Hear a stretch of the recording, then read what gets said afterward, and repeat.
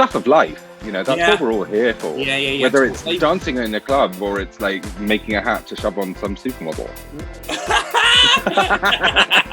I'm Jonbenet Blonde. Welcome back to another episode of the LEWK with me and Sink the Pink.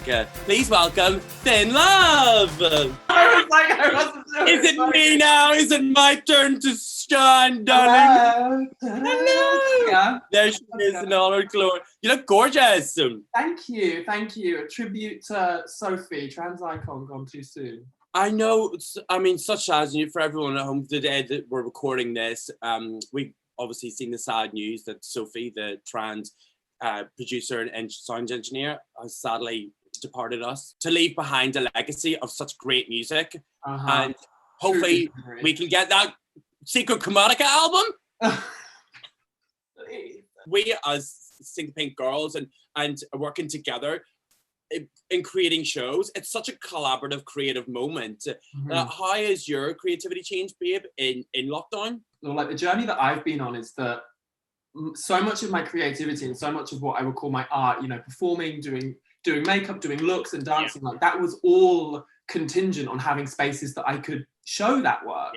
And you know, Instagram and the internet was somewhere that I would show documentation of that, but I was never making content to go online specifically. And so lockdown has really kind of made me kind of figure out who I am when I don't have those spaces. What 3 words would you use to describe your style and your look? Instinctive, freeing, bold. You know, and not in the traditional like I'm gonna stand out and be really big, but actually just like a really simple like singlet silhouette can still be really bold. It's just about how you wear it. We're going to actually meet the mentor that's going to be guiding me in through your new looks. So what I've done is I've designed 4 looks. We're about to meet the mentor. He has been an incredible designer, a milliner for many years now. He has worked with some of the most incredible designers and created the most incredible pieces that you've ever seen. Everyone, please welcome Noel Stewart. How's it going, guys? I'm good. How are you? How's lockdown treating you? Well, it ain't been great, but, you know, we keep ourselves busy and, you know, fashion's a very sort of cyclical up and down, particularly in my little sort of section of the community. Like I'm used to it sort of being quiet for long periods and then like super hectic for periods as well. So I'm just going to go with that, higher power, enjoy it. In 2019, like I'd kind of started mainly working with brands in Paris and then Italy. So everything was sort of done by Zoom anyway. We would initial fittings, all that kind of stuff would be done by Zoom, and then we'd send samples backwards and forwards. And then at some point we'd actually have to sort of meet in person and take final things. But so the process of working with other brands hasn't changed for say 50-60%. But the reality is now that we can't go and do fittings in person. Do you design and then choose fabrics, or would you? For me, it's hand in hand. Design? It can be anything. I mean, I have sort of source inspiration and a mood that I might want to try and achieve, and I might start looking at fabrics, but then fabrics can take you in a different direction. I mean, for me, like I really like, because we're doing hats, it's not quite the same thing as garments, and also we're doing sort of limited runs. I really like to push the fabric development myself. Who was the person that was, or it could be anybody or a bunch of people, but was a mentor to you? I worked a lot with Stephen Jones, who's the milliner at Dior and for Comme des Garçons and Marc Jacobs. Iconic milliner, like the legend of our generation. I mean, I did a work placement, like an internship with him at Dior for couture. And I mean, it was only 3 weeks, but it was, I mean, such a steep learning curve.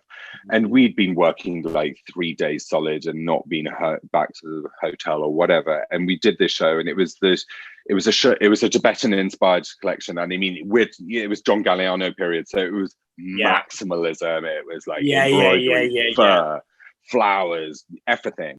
Yeah. Finn, what about you? Look. Inspiration, and I think, you know, for me, kind of my kind of drag and dancing and performing, like it's all been part of me realizing who I am and kind of feeling out who am I, like what are my ethical values, what are the kind of spaces I want to be in, what are the kind of art that I want to make, like where do I feel safe and happy and connected to what I was put on this earth to do, I guess. I think one person who's kind of a mentor, a sister, and an inspiration is Lucy Fizz, who is obviously like London legend, icon. London Mrs. Lucy Fizz. Oh my London God. Mrs. Okay. But Lucy is somebody who embodies a level of kind of carefree, passionate kindness, no ego, but all of the talent.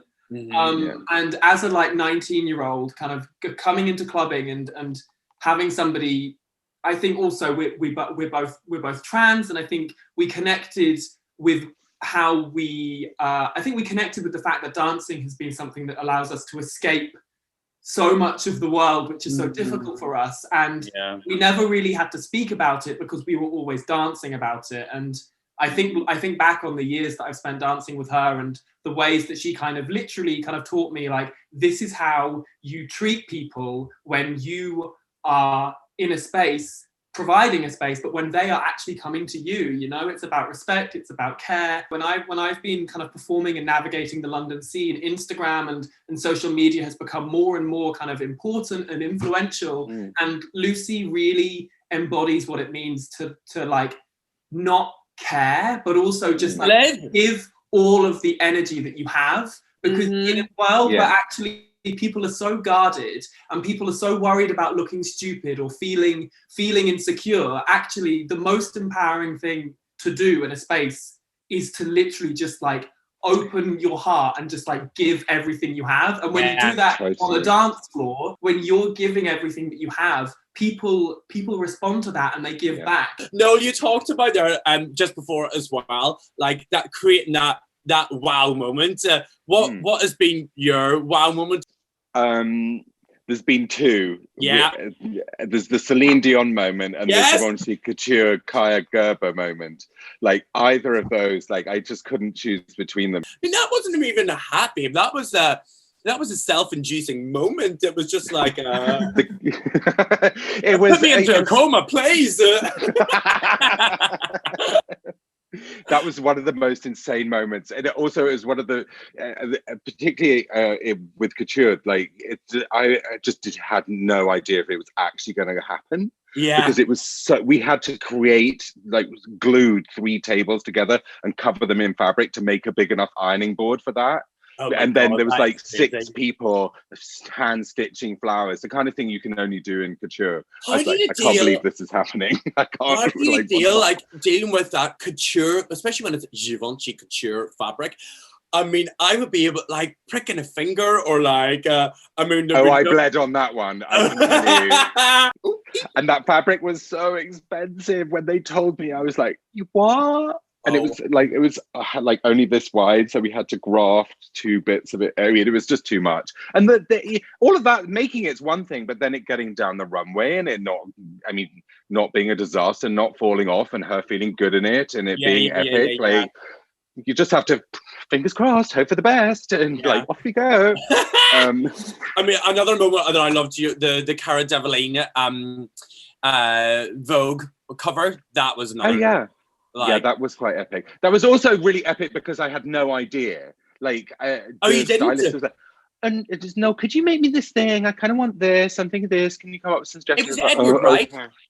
No, it was Joe McKenna. It was it was under Edward's? It was under Edward's. Well, this is the editor-in-chief of British Vogue. Yeah. I mean, what an incredible, and that was, I mean, that to me is like, and actually you got so much fan art from that as well. Like, people really responded to that moment. That's when you know you've really inspired people, when people are like compelled to make their own art. There was like for the whole of my feed was all these different, they did this illustration flash mob, which I had never heard of. And suddenly my feed was filled with all these different people painting and drawing the cover, like all these, there was a Lego version. Was there? Yeah. Oh my God, we need to find that. We need to find that and put that up. Funny. It's so funny. But, you know, all of those kind of things, like none of that was expected. You know, you just put, it's a weird parallel, but to me, it's like you create something, you put it out there into the universe, and you hope for the best. You have no idea what it's going to turn out like, or where it's going to lead you. And it's the same as like creating a fabulous outfit, going to a club, putting the energy out there. Yeah. You have to put the joy into the world, make the beautiful things, be the beautiful person, and just live and enjoy it. And you just don't know what you're going to give back. Stuff of life, you know, that's what we're all here for. Whether it's dancing in a club or it's like making a hat to shove on some supermodel. Did you make this? Did you make this? Oh my God. I know. This is a great segue. Thank you. I mean, if it's doable for me to make a pattern out of a piece of brown paper for myself, knowing the aesthetics, knowing the body shapes of everybody that's involved in this project, I feel like I can do it. And I put myself to the challenge. So I'm going to share my screen with you. Yeah. Okay, cool. So we're going to go from right to left. The look is very body. I see body, I see shapes.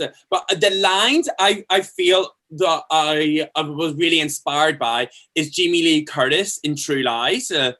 You know, the black dress. Yes. Really iconic. Ripping up the shoulder. Exactly. I can get into that. The heart would be made out of foil. It would be like a constructed foil piece, almost like mirror acrylic. The headpiece would be huge velvet bows in all different pinks and ribbons. Fun, frisky use of color. So the foil would actually be wrapping paper foil, you know, for presents.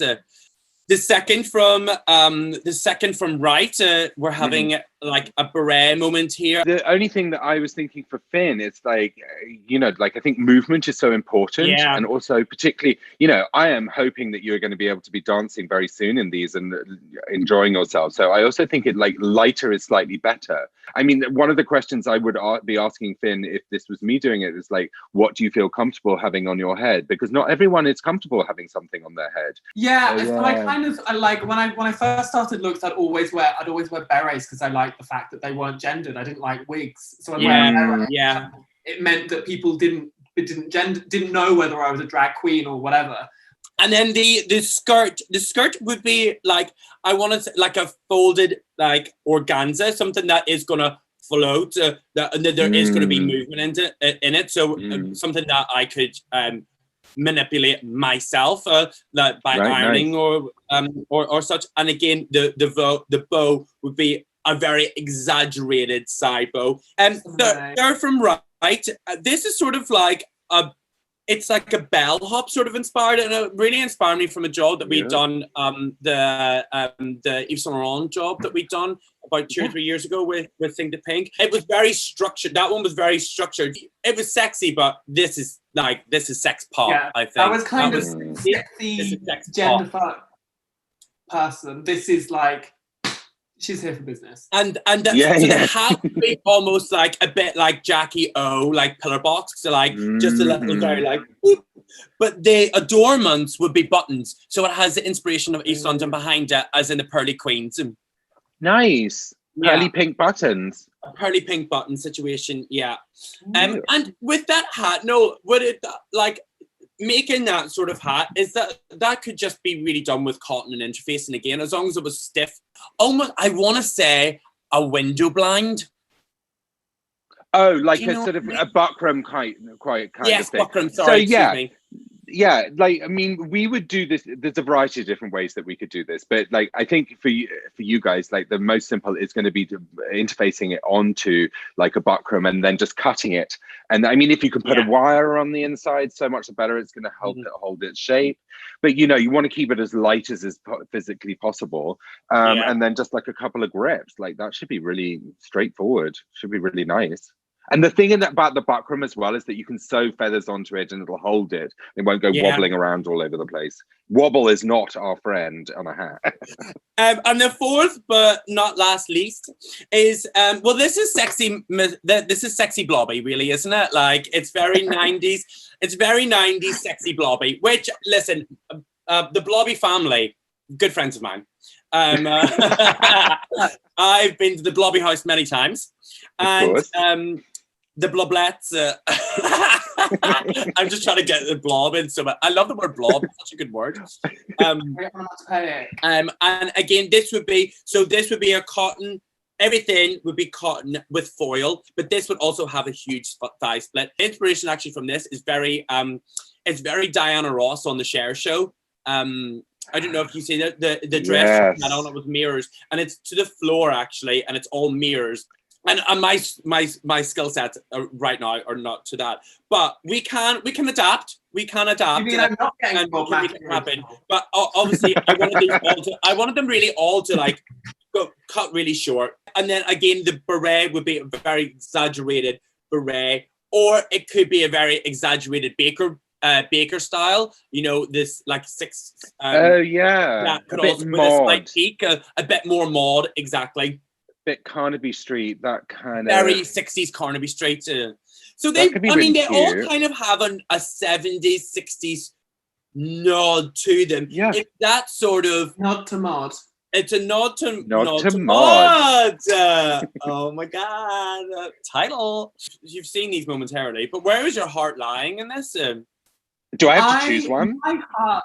Oh, My I mean, heart. you can certainly give a nod, darling. I would say the final two that we discussed are the love kind of buttony idea, and then Yeah. the dots, I think, are the ones which I gravitate most to in terms of just like feeling glam and kind Yeah. of presenting something which is a bit like, You want to walk into that room and go, who is it? Who is it? Who is it? It's Finn. Yeah. Yeah. I think I could style a beret with my hair and with clips and with different things in a way that could bring it together in a way that I would worry something that's a bit more structured might feel costumey and not kind of as cohesive. Beret is timeless. Oh, honestly. Timeless. You wear it down on one side and you're a chic French person. You wear it on the back and you're a little bit more Jackie O. and she is versatile, darling, let me tell you. All right, well, I think we've got the LEWK. Yeah. Clear. Oh, I love it. Oh, you look gorgeous. I love this eye with it as well. I'm loving the beret. Well, Yeah. it's part of the LEWK. I love it. Turn to the side, Finn. Yeah, there's a love heart. We've got a little love heart moment. Oh, gorgy. I love it. Oh, and it's pink metallic. Yeah, pink Yeah, metallic, I like yeah. it. That's It's actually basically just, like wrapping paper for presents. Oh, amazing. Like unconventional. God. We're all about the unconventional. The hat especially, it sits really nicely. It's nice because it sits on top of my hair as well. It's not too tight. So actually, I'm like, this is very wearable pour moi. Perfect. Yeah. I think what I taught you well. I can stand up and show you if you Yeah, want. stand up. Let's see it, babe. There's Yeah, nothing to hold on. hide here. Oh, it actually is really big on you. Oh, that is a thigh split. It's body, isn't it? Yeah. Yeah, it's The got, skirt definitely could be a little bit higher, couldn't it? Like, I could have made that a little bit tighter for your waist. And... yeah, there are some little bits, but like, overall, actually, I've got this bag as well, look. It's very like girly. Yes! Which isn't my usual kind of look, but I enjoy it. If I made love heart pasties for my nipples, it could just be the hat and the skirt with a little zhuzh as well. Well, I made something pink today. No, that is... It's not finished. That is pink. And Pink. Ben, thank you so much as well for taking part of this and being such a great sister in our sisterhood. It's just nice to have things happening, isn't it? Like the last call we had as well, like it put me in such a good mood the whole weekend. I was like, oh God, it's so nice to just like talk about stuff. And then, get dressed up on a Wednesday afternoon. Love it. Well, last but not least, is it a LEWK? Oh, I think so. I think it's a look. It's a Hey, gorgeous darling, look. this way. You- It's a fashion orgy. And on that note, I think we'll leave it there. I want to say a huge thank you to Noel Stewart and to Finn Love for being part of the LEWK. Lots of love. Thanks so much. Thank you so much. Yeah, lots of love.